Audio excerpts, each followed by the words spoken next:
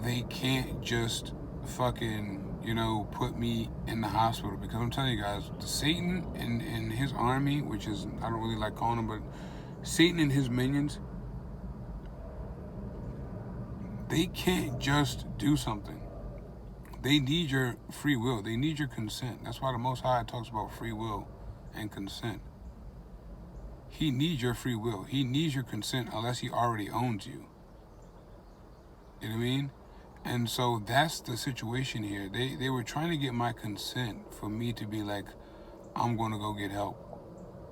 You know what I mean? And I told you guys in one of my videos that my grandmother had kind of hinted to the fact that, you hear that? Like, the reason why I wasn't able to get a job these past months is because this whole mental thing.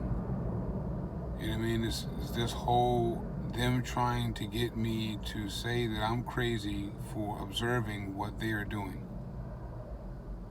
Right? And because you know that once they try to get you in that medical path, it's just basically a rat race from there.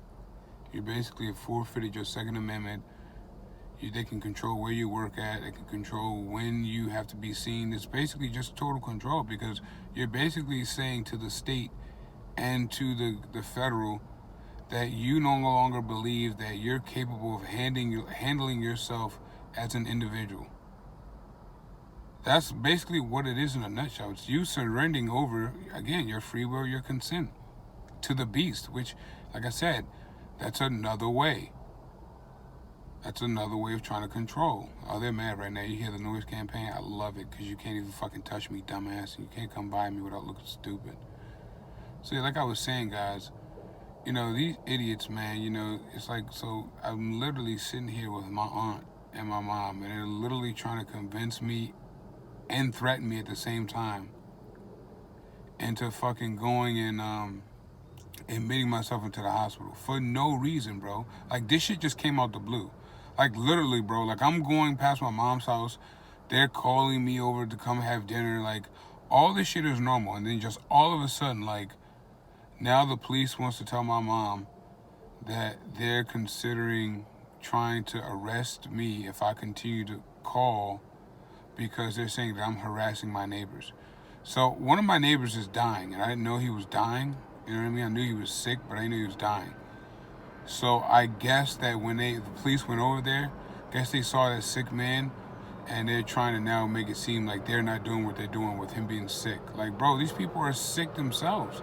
And I know that I'm speaking in like a first dimensional. Like, I know that we understand they're all connected. But, I'm just speaking like this for the sake of this conversation. It's like these motherfuckers are acting like, when I call the police on them, which I hate doing, but it's like, it shuts them up. They act like I don't know, like the police are aware, They act like I'm expecting something from the police, and I'm not, obviously. But yeah, getting back to what I was saying, like, I'm sitting in my car and they're telling me, basically, first they're trying to tell me that the police are about to arrest me for calling and making complaints on people that are doing the things I'm claiming they're doing. All right, that's the first thing they tried to say. Then they tried to manipulate it to where I only had an option to where that they wouldn't arrest me for now listen to this, guys, that they wouldn't arrest me for calling the police on things I can prove if I volunteered to go into the mental institution. Again, guys, like I said, man, and one thing I kept on talking to them, I was like, bro, if this was a situation to where this was mandatory, you know what I mean? If this was like mandatory for me to have to, like, if this was, I doubt that they would send my aunt, my mom, my grandmother to come over and talk to me in their car and buy me lunch about, you know what I mean? Like, the way they go about these things are so childish. But because they're adults and you've kind of been mind controlled to respect these people all your life, you look at them in a different light. When in reality, you should look at them as the demons that they are and not take anything they say seriously. So, like, at the end of the conversation, I told them, I'm like, look, I don't care about the police. I'm like, look, if they're talking about arresting me for calling the police, I'm like, okay. I'm like, I get that. You know what I mean? I'll just switch up my flow. But I'm definitely not volunteering to go to the. I'm like, bro, you should. I'm like, they know, bro. Like, my mom and them started to like snicker. I'm like, Ma, you had to know that you weren't going to come over here and convince me to admit myself into any like, you know what I mean? So it's kind of like, bro, they're being forced to do these things, because it's like, if I like, as much as my mom may be organic portal NPC demon, she knows that she can't make me do anything. So it's kind of like, when you think about the things that they're doing, and when they come around you, it's kind of like, bro, are they really being put up to this shit? You know, it's kind of like maybe they're being made. And I don't feel bad for them, but it's kind of like, it seems like they're definitely being made to do this. You know what I mean? It definitely seems like,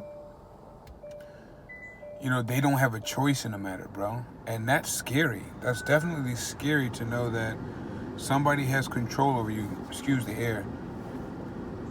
I'm trying to charge my phone. That someone has that much control over you that you are forced to fucking set people up. Like I said, man, it can only be deeper than the physical.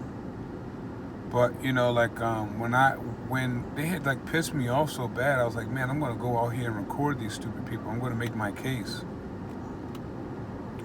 And so as I was coming outside, you'll see that video where they had the guy acting like he was doing construction work next door, and you see that ugly girl in the white car that's there, the sister to the other ugly girl in the silver car, who's always record who's there with the gay guy with the with the Toyota and the Acura, who was threatening me on camera. You know what I mean? Remember that guy?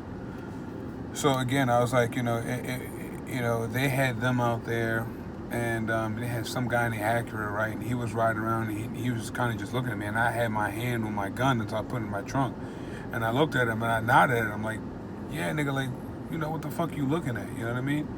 And so, that they'll try to turn your words into anything, and they'll try to twist and turn. But like I said, you can't really be worried about that, because unless you really threaten somebody, they can't, we know they'll try to use anything to come against you. But for the most part, for me, it can't be proven. It can be said, but it can't be proven. I mean, then so, you kind of got to have faith and pray over the situation sometimes. And you kind of just got to know what to expect with these people. But, yeah, man.